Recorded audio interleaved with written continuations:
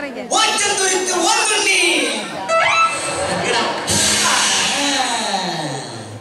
നാടകത്തിന്റെ ഏറ്റവും വലിയ പ്രത്യേകത ഈ നാടകത്തിന്റെ ഏറ്റവും വലിയ പ്രത്യേകത ഈ നാടകത്തിൽ മെയിനായിട്ട് അഭിനയിക്കുന്ന 4 നടന്മാർ വന്നിട്ടില്ല. കാര്യം നാടകം എന്തെന്ന് പോലും അറിയാൻ പാടില്ലാത്ത, ജീവിതത്തിൽ നാടകം കണ്ടിട്ടേ ഇല്ലാത്ത ഈ നാട്ടിലെ ചുറുചുറുക്കുള്ള 4 ചെറുപ്പക്കാരെ തപ്പിയെടുത്ത് അത്യാവശ്യം ഡയലോഗുകൾ പറഞ്ഞ് പഠിപ്പിച്ചാണ് ഞാൻ ഈ നാടകം ഇവിടെ അവതരിപ്പിക്കുന്നത്. ഈ നാടകത്തിന്റെ സംവിധാനം അതായത് ഈ ഞാൻ അടി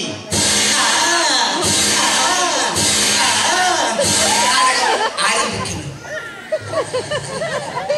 മുതലാളി രംഗത്ത് മുതലാളി നീ എന്നെ ചുമന്നോട് തല്ലുകൊള്ളാണ്. അങ്ങോട്ട് വല്ല അങ്ങോട്ട് പോകും. മൈക്കിലേക്ക് വരെ നാടകം നിനക്ക് നാടകം ഡയലോഗ് ഓർമ്മയില്ല. ഒന്ന് തെറ്റിക്കരുതിട്ടാ. ചിരിക്കുന്നു. പഴംപൊടിക്ക് ചിരിക്കാനല്ല പറഞ്ഞത്, അട്ടഹസിക്കുന്നു. എന്താ അട്ട അട്ട അട്ട അട്ടഹസിക്കാൻ എങ്ങനെയത്? അതിവിടെ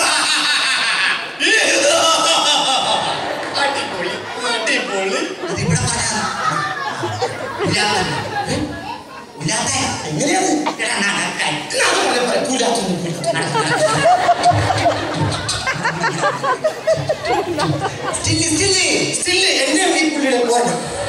ഫോട്ടോ എടുക്കണില്ല, സ്റ്റില്ല അനങ്ങാതെ മകള് വരുന്നു. മകള് എല്ലാം നീയാണ്. മകള് പോടങ്ങി അച്ഛനാണ്. പെണ്ണ് വരുന്നു. പെണ്ണ് തള്ളി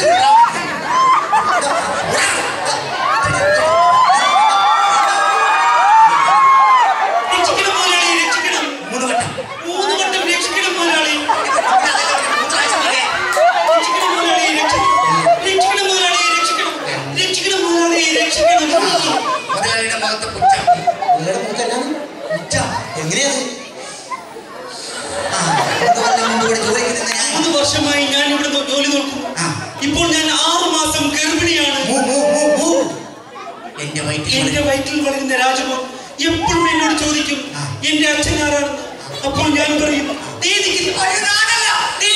നീ മാറി നിൽക്കുന്ന മുതലാളിയാണെന്ന്. ഇല്ലാത്ത ഗർഭത്തിന്റെ പേര് പറഞ്ഞ് ഒന്ന് ആവേശത്തിൽ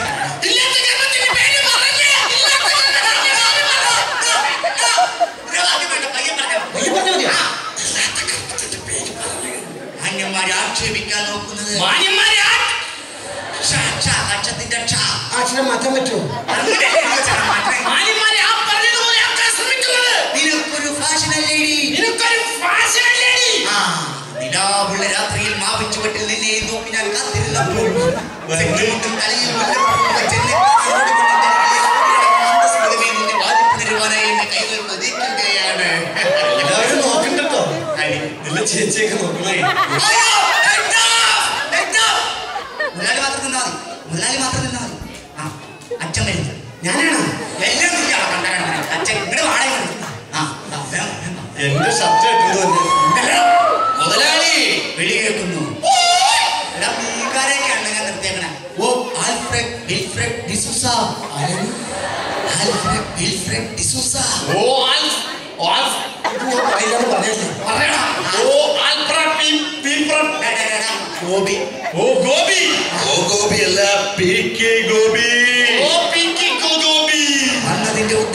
വന്നതിന്റെ ഉദ്ദേശം 3 വർഷങ്ങൾക്ക് മുമ്പോട് ജോലിക്ക് നിന്നിരുന്ന എന്റെ മകളെ 6 മാസം ഗർഭിണിയാക്കിയ ദുഷ്ട, നിന്നോട് ഞാൻ പകരം ചോദിക്കും. എന്റെ മോളെ ഗർഭിണിയാക്കിയതും പോരാഞ്ഞിട്ട് എന്റെ മോളെ ഗർഭിണിയാക്കിയതും പോരാഞ്ഞിട്ട് എന്റെ മോളെ ഗർഭിണിയാക്കിയതും പോരാഞ്ഞിട്ട് ഞാൻ പറഞ്ഞു. എന്റെ മോളെ ഗർഭിണിയാക്കിയതും പോരാഞ്ഞിട്ട് അട്ടഹസിക്കുന്നോടാ ദുഷ്ട. നിന്ന് അത്തള പൊത്തള പുട്ട നിന്ന് ആ പറഞ്ഞത് വസിക്കുന്നോടാ ദുഷ്ട. ചാടി വീഴുന്നു. ചാടുന്നു വീഴുന്നു ചാടുന്നു വീഴുന്നു കുത്തിപ്പിടിക്കുന്നു.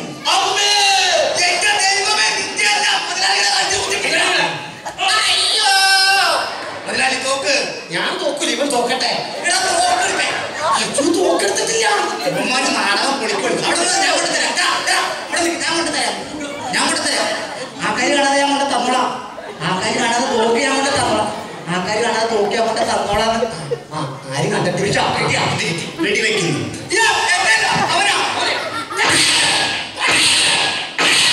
മരിച്ചു വീഴുന്നു.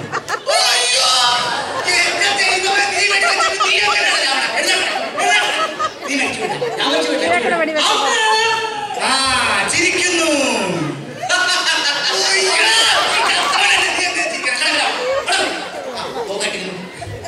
മകൻ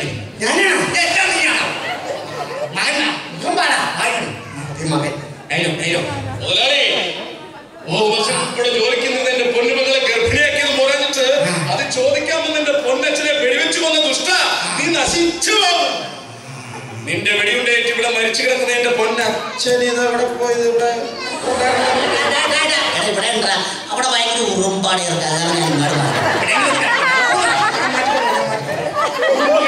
സഹിക്കാൻ വയ്യാതെ ഇവിടെ നിന്നും മാറി അവിടെ മരിച്ചു കിടക്കുന്ന എന്റെ പൊന്നച്ഛനെ കൊന്ന ദുഷ്ട, നീ നശിച്ചു പോകും.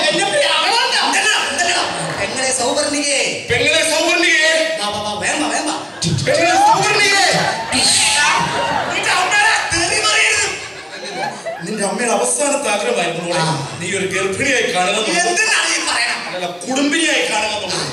പറയൂ മോളെ, ഇതെങ്ങനെ സംഭവിച്ചു? ഒരു തണുത്തു മരവിച്ച കറുത്ത രാത്രിയിൽ മുതലാളിയുടെ വീട്ടിൽ ഞാൻ TV കാണാൻ പോയി.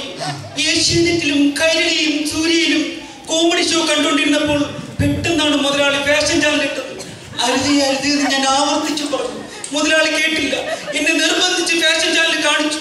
പിന്നെ എനിക്കൊന്നും ഓർമ്മയില്ല ചേട്ടാ. ഇതിൽ നിന്നും എനിക്കൊരു കാര്യം മനസ്സിലായി. ഇവിടെ തെറ്റിയത് ഈ മുതലാളിയല്ല, എന്റെ പൊന്നു പെങ്ങളുമല്ല. ഇവിടെ തെറ്റിയത് ആ ചാനലുകാരാണ്. അതുകൊണ്ട് എനിക്ക് ഈ സമൂഹത്തോട് ഒന്നേ പറയാനുള്ളൂ, ഇനി മേലെ നിങ്ങളുടെ വീട്ടിലുള്ള പ്രായപൂർത്തിയായ പെൺകുട്ടികളെ അടുത്ത വീട്ടിൽ TV കാണാൻ പറഞ്ഞയച്ചാൽ നിങ്ങൾക്കും ഇത് സംഭവിക്കും. താഴെ പോയോ?